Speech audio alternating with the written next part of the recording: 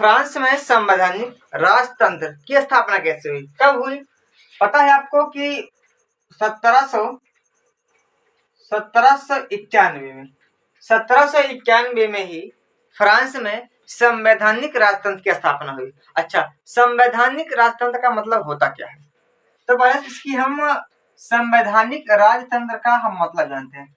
संवैधानिक राजतंत्र इसको लाइएगा, क्योंकि एक तरफ संविधान भी काम करेगा और एक तरफ राजा की शासन व्यवस्था भी काम करेगी। यानी कि राजा की शक्तियों को कम करने के लिए तथा शासन को अलग अलग स्तर पर बांटने के लिए, ताकि व्यवस्था पूरी अच्छी तरीके से चल पाए, मेंटेन रहे, इसी के लिए फ्रांस में 1791 में क्या लाया गया? संवैधानिक राजतंत्र लाया गया। मतलब राजा की शक्ति को कम करने के लिए, राजा के शक्ति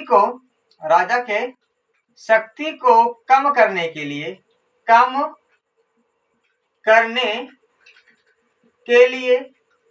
तथा सत्ता को अलग अलग स्तरों पर बांटने के लिए ही क्या लाया गया?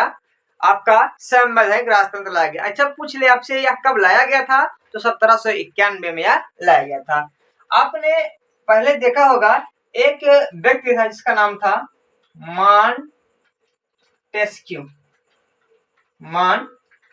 एक व्यक्ति था, एक दार्शनिक था, एक लेखक था, एक कवि था, जिन्होंने एक पुस्तक लिखा था। उस पुस्तक का नाम है द स्पिरिट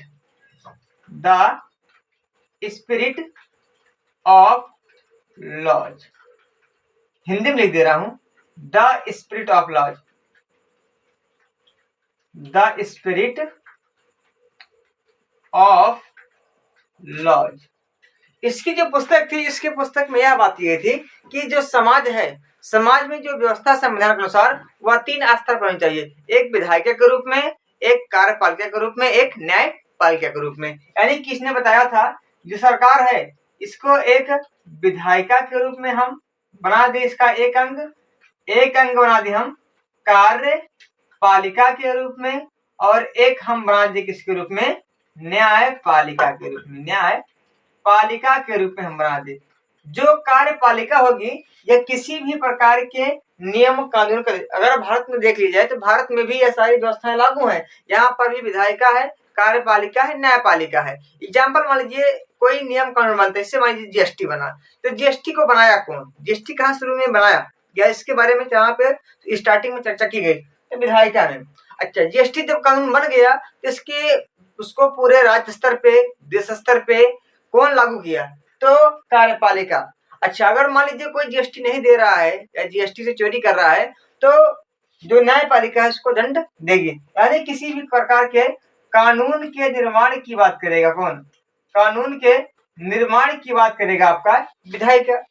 उसको अगर पालन कराने की बात की जाए, लागू कराने की बात की जाए, तो कौन लागू करेगा? कार्यपालिका करेगा। अगर कोई नहीं मान रहा है तो उसको न्याय दंड, जो सजा देगा कौन देगा? सजा आपका यही न्यायपालिका देगा। यह सारी व्यवस्था मॉन्टेस्क्यू ने द स्पिरिट ऑफ लॉज में लिखी थी। तो इस संवैधानिक राजतंत्र के अंदर ही इन्हीं की बातों को मान्यता दी जाएगी। यानी कुल मिला के यहाँ पर भी कार्यपालिका, न्यायपालिका एवं कार्यपालिका, न्यायपालिका और विधायिका की स्थापना की गई थी। लेकिन इसमें लोगों को जन्म से कुछ अधिकार की बात भी की गई है। इसमें बात किया गया था कि लोगों को, जैसे जो विशेषाधिकार से लोगों को एक विशेष अधिकार मिला हुआ है जन्म के आधार पे। अगर कोई पादरी है तो केवल चर्चों में पूजा पाठ कराएगा। अन्य कोई समाज, चाहे वह कुलीन हो, चाहे वह आपका श्रमिक या मजदूर हो, वह पूजा नहीं कराता था। या फिर जो कुलीन है उनको ऐशो आराम के, उनके पास अधिक मात्रा में खेत था, वो दूसरे को प्रशासन कर सकते थे। ऐसा जो अधिकार था केवल कुलीनों का था। जो श्रमिक थे उनको जन्म से अधिकार था, भैया दिन में खेत में काम करे, दिन में मजदूरी करे, दिहाड़ी करे, तमाम प्रकार से अपना पेट को पालन करे, आजीविका को चलाए, इसका मतलब अधिकार था। ये समाज में एक स्तर पर देखा जाए तो नहीं थे। तो इसीलिए समाज में एक स्तर को लाने के लिए ही संविधान की स्थापना यहाँ पे की गई थी। यानी कि लोगों को क्या मिले? समानता का अधिकार मिले। समानता का अधिकार का मतलब है सभी लोग एक समान है, चाहे आप कुलीन हो, चाहे आप पादरी हो, चाहे वह श्रमिक या फिर कोई महिला हो, सब एक स्तर पर एक ही समान हो। इसमें क्या हो, लोगों को ऐसा जन्म से अधिकार मिलना चाहिए। साथ साथ अभिव्यक्ति का अधिकार, अभिव्यक्ति का अधिकार। अभिव्यक्ति का अधिकार क्या है? अभिव्यक्ति का अधिकार यह है कि प्रदर्शन, कहीं पर भी अगर मान लीजिए उसके खिलाफ कोई अत्याचार या अन्याय हो रहा है तो वह अन्याय के खिलाफ पूरे चौराहे पर या फिर किसी शहर में या फिर किसी स्थान पे वह इसका नारेबाजी, इसका विरोध कर सकता है, यानी इसको उसको प्रदर्शन करने का अधिकार है, चाहे वह अच्छे मामले में चाहे वह बुरे मामले में। तो ऐसा लोगों को अधिकार जन्म से दिया जाना चाहिए। ऐसा अधिकार नहीं था पहले लोगों को, अगर चाहे वह मजदूर थे, अगर उनके खिलाफ कोई अन्याय अत्याचार होता था तो अगर वे खुल के इसका विरोध करते थे उनको मार देते थे। कौन? राजा या कुलीन लोग। तो ऐसे पूरे अधिकार नहीं था। तो संवैधानिक राजतंत्र के अंतर्गत उनको अभिव्यक्ति का अधिकार जन्म से देने की बात की गई। साथ साथ उनको स्वतंत्रता का अधिकार, यह कैसा अधिकार है? यानी कि आजादी का अधिकार। जो श्रमिक लोग हैं, क्योंकि ये देखा जाए समस्या श्रमिकों के ऊपर, किसानों के ऊपर, मजदूरों के ऊपर अधिक मात्रा में थी। कुलीन के पास पैसा था, जब पैसा तो समस्या कैसी होगी? समस्या पैसे के कमी के कारण होती है। जिसके यहाँ पैसा होता है उसके यहाँ समस्या नहीं होती है। तो स्वतंत्रता का अधिकार मतलब आजादी का अधिकार। जो छोटे लोग हैं जिसे जबरदस्ती लोग जाके खेतों में काम करते थे, फैक्ट्रियों में काम करते थे, तो ऐसा ना हो। जो छोटे लोग हैं, जो कुलीन है, जो श्रमिक वर्ग हैं, जो आपके किसान वर्ग हैं, इन सभी को अपनी आजादी है। अगर इनका इच्छा हो तो काम करें, इनकी इच्छा ना हो तो काम न करें, ऐसा उनको आजादी दी जानी चाहिए। साथ साथ जीवन का अधिकार, यानी कि उनके जीवन का अधिकार है, अपने जीवन को अपने तरीके से जिए, इसमें कोई उन्हें बाधित नहीं करेगा। तो ऐसे सब अधिकार जो है यह संविधान लागू करता है जन्म से। तो इसे अंत में कहा गया कि इसे अंत में सभी को मिला के कहा गया यह नैसर्गिक मतलब होता है प्राकृतिक, यानी जन्म से, स्टार्टिंग से हर एक व्यक्तियों को, एवं आहरणीय का मतलब क्या है? इसे कोई हरण नहीं करता। हरण मतलब छीन, इसे कोई छीन नहीं सकता है। यह नैसर्गिक एवं आहरणीय अधिकार कहलाएगा। ठीक, ये सब अधिकार बने कहाँ पे? जो ये सब नैसर्गिक और आहरणीय अधिकार, यानी कि समानता का अधिकार, अभिव्यक्ति का अधिकार, स्वतंत्रता का अधिकार या जीवन का अधिकार, ये सब बनेंगे कहाँ? तो ये सब सिंपल ही बात है, कहाँ बनेंगे? राष्ट्रीय सभा में। कहाँ पे? नेशनल असेंबली, शॉर्टकट में नेशनल असेंबली में ये सारे जो अधिकार हैं ये आपको वहीं पर ही बना के दिए जाएंगे। इन सब के बारे में चर्चा होगी वह नेशनल असेंबली यानी कि राष्ट्रीय सभा में ही होगी। तो राष्ट्रीय सभा में, नेशनल असेंबली में इनको बनाएगा कौन? तो इस नेशनल असेंबली में बैठने के लिए अलग अलग दो प्रकार के सक्रिय और निष्क्रिय नागरिक का बनाया गया। सक्रिय आदमी कौन थे? सक्रिय नागरिक या सक्रिय आदमी वही थे जो नेशनल असेंबली में बैठते थे और अनेक प्रकार के देश को चलाने के लिए नियम कानून का निर्माण करते थे, वह सक्रिय थे। बाकी जो नहीं थे सब निष्क्रिय थे। अगर सिंपली बात मान लीजिए, इस समाज में अगर या फिर तुम्हारे अंदर अगर अच्छी आदत नहीं है मतलब आपके अंदर बुरी आदत है, अगर आपके अंदर बुरी आदत नहीं है मतलब आपके अंदर अच्छी आदत है। तो इस नेशनल असेंबली में जो नागरिक थे उनको दो प्रकार से बांटा गया था, एक सक्रिय नागरिक। और वास्तव में जो सक्रिय नागरिक होते थे यही नेशनल असेंबली में बैठते थे और वहां के नियम कानून का निर्माण करते थे। सक्रिय नागरिक ऐसे होते थे, इनकी जो उम्र है वह 25 वर्ष से अधिक होनी चाहिए। अगर ये 24 वर्ष और 364 दिन के थे तब ये नहीं होंगी। यानी कि अगर एक भी कम, 1 घंटा कम, 1 मिनट कम अगर 25 वर्ष से होगा तो ये मान नहीं होंगे, यानी कि इनकी उम्र 25 वर्ष होनी चाहिए। साथ साथ उच्च करदाता होना चाहिए। अगर 3 दिन की मजदूरी करें और 3 दिन की मजदूरी के बराबर अगर वो दान करने योग्य हो या कर देने योग्य हो, 3 दिन के दिहाड़ी के जो अगर 3 दिन की कमाई करें तो 3 दिन की कमाई अगर वो टैक्स देने के योग्य है तो उन्हें इस नेशनल असेंबली में सक्रिय नागरिक का दर्जा देते थे। यानी कि अगर वह क्या हो, 3 दिन के दिहाड़ी या मजदूरी को टैक्स के रूप में देने योग्य हैं, तो मतलब ये उच्च करदाता है, तो उनको सक्रिय नागरिक का दर्जा मिलेगा।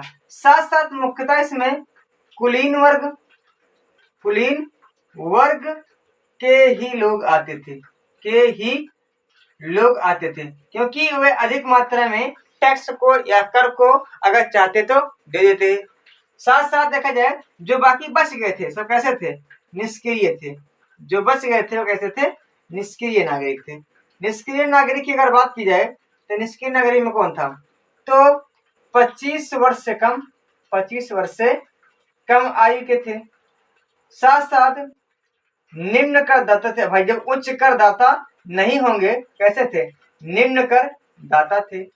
साथ साथ महिलाओं को भी जो दर्जा मिला था वह निष्क्रिय नागरिक का दर्जा मिला था। बाकी जो अन्य श्रमिक वर्ग हुआ करता था आपके समाज में, श्रमिक वर्ग एवं मजदूर वर्ग, ये सब कहाँ के थे, ये सब आपके थे निष्क्रिय नागरिक के अंतर्गत। तो ये जो कुछ रूपरेखा थी किसकी थी, संवैधानिक राजतंत्र की। अब आता है फ्रांस में, जो टॉपिक अगला वाला है, फ्रांस में राजतंत्र का उन्मूलन एवं गणतंत्र की स्थापना। इसको आप लिख लेंगे, उसके बाद अगले टॉपिक की बात की जाएगी।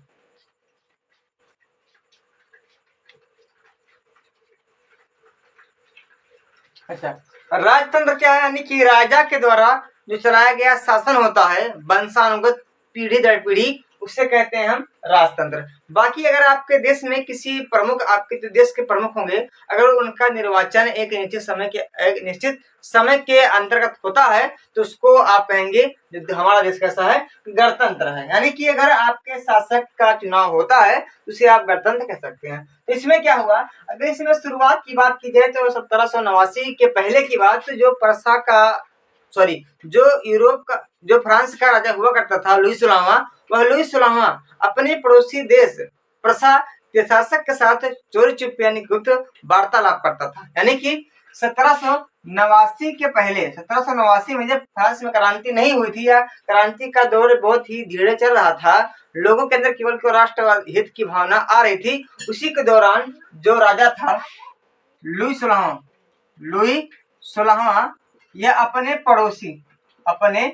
पड़ोसी देश जिसका नाम था परसा, वहां के परसा के शासक के साथ या गुप्त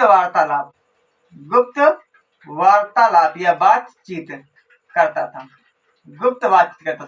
यह कहता था कि हमारे यहाँ जो नागरिक हैं वे विद्रोह कर रहे हैं, वे आंदोलन कर रहे हैं, वे क्रांति कर रहे हैं, क्या किया जाए। तो परसा शासक ने कहा कि ऐसी कोई डरने की बात नहीं है, मैं आपकी सैन्य सहायता करूंगा। लेकिन यह सारी बात केवल लुई 16वां और परसा के शासक के बीच में हुई थी। जनता इन बातों को जानती नहीं थी। लेकिन समय बीतता गया, जो परसा के शासक ने इसकी सैनिक सहायता करने का वादा किया था कि भैया आपके यहाँ हम सैनिक भेजेंगे और सैनिकों के माध्यम से जो आपके यहाँ नागरिक आंदोलन कर रहे हैं उनको हम खत्म करेंगे। तो ये ऐसी जानकारी जब 1792 बहुत समय बाद जब 1792 में जानकारी नेशनल असेंबली को मिल गई, नेशनल असेंबली को जानकारी मिल गई, तो नेशनल असेंबली ने क्या किया, वह 1792 में एक कानून बनाया और कानून के अंतर्गत ऐसे सभी कुलीन, ऐसे सभी पादरी, ऐसे सभी राजा या राजघराने के व्यक्ति जो देश को गुलाम करने की बात कर रहे हैं या अपने शासन की बात कर रहे हैं, उन सभी के खिलाफ क्या हो, सभी के खिलाफ युद्ध हो। अच्छा, युद्ध में कौन रहेगा, युद्ध में रहेंगे किसान लोग, युद्ध में रहेंगे मजदूर लोग, युद्ध में रहेंगे नौकर लोग, युद्ध में रहेंगे घड़ी साज, युद्ध में रहेंगे माली, युद्ध में रहेंगे ड्राइवर। यही सब जो छोटे थे, यही में महिलाएं, यही छोटे लोग आपस में मिलेंगे और मिलने के बाद एक संगठन बनाएंगे और इस संगठन के माध्यम से इन सभी के खिलाफ युद्ध करेंगे। तो वह जो वास्तव में संगठन था जिसके अंतर्गत सारे लोग मिलके अपने ऐसे युद्ध को अंजाम दे रहे थे, उसका नाम था जैकोबिन क्लब। क्या नाम था? Jacobin club. क्या नाम था? जैकोबिन क्लब नाम था।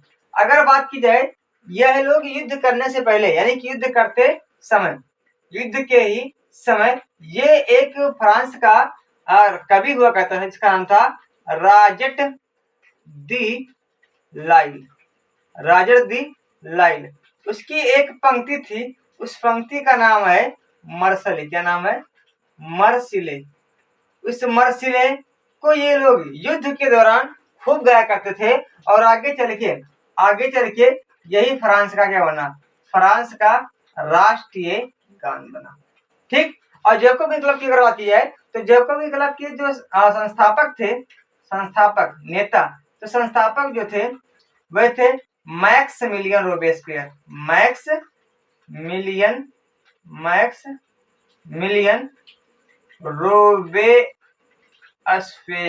रोबेस्पियर। इन्होंने इसकी स्थापना 1789 में की थी। ठीक। इसमें जो संगठन था, बताया महिलाओं का था, किसानों का था, मजदूरों का था, नौकरों का था, इन सभी का था यह संगठन था। अगर इसमें बात की जाए, इसमें लोगों के जो पोशाक थे, पोशाक वह एकदम से अलग थे। इसमें अगर पोशाक की बात की जाए तो पोशाक में एक थी लाल टोपी। क्या थी? एक लाल टोपी। लाल टोपी किसकी थी? तो पुरुषों के लिए थी। ठीक, पुरुषों के लिए थी, जो कि स्वतंत्रता की क्या थी? स्वतंत्रता का प्रतीक हुआ करता था।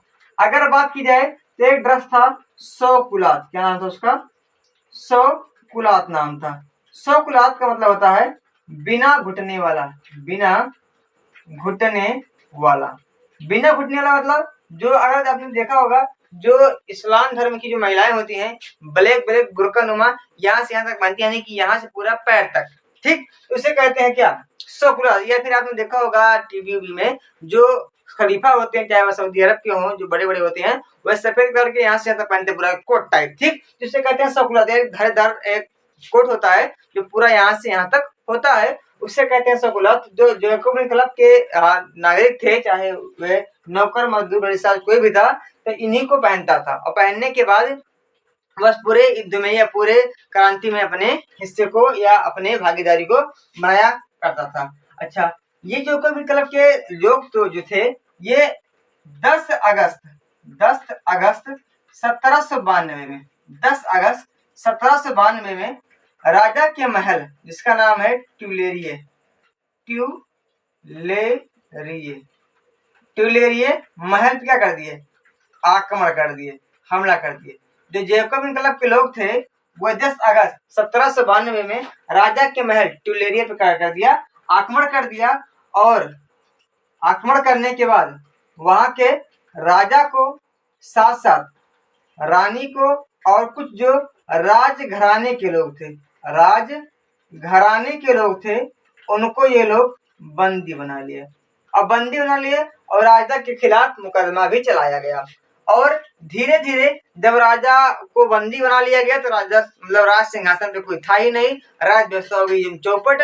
और चौपट होने के बाद समय आया 21 सितंबर 1972, सॉरी 1792, उल्टा हो गया, 1792 में पूरे फ्रांस को गणतंत्र घोषित कर दिया गया।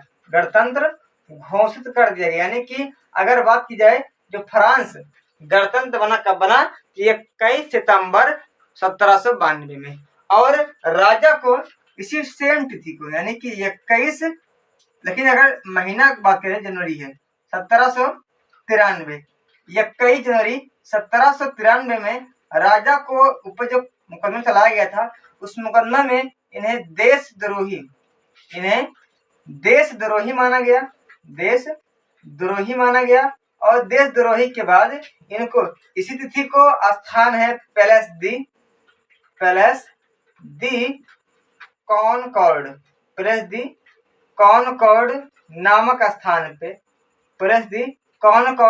नामक स्थान पे इन्हें फांसी पे लटका दिया गया और राजा लुई सुलावा का अंत हो गया। और इसके कुछ ही समय बाद क्या हो गया? रानी का भी अंत हो गया। तो इस प्रकार जो आपकी दो टॉपिक थे, चाहे वह जैकोबिन क्लब के, चाहे वह आपके गणतंत्र राजतंत्र या फिर आपके संवैधानिक राजतंत्र। ये तो टॉपिक आपके हो गए क्लियर। बाकी जो थे वे कल हो जाएंगे, जो बचे थे वे हो जाएंगे। बस मिलते हैं अब कल। जय हिंद, जय भारत।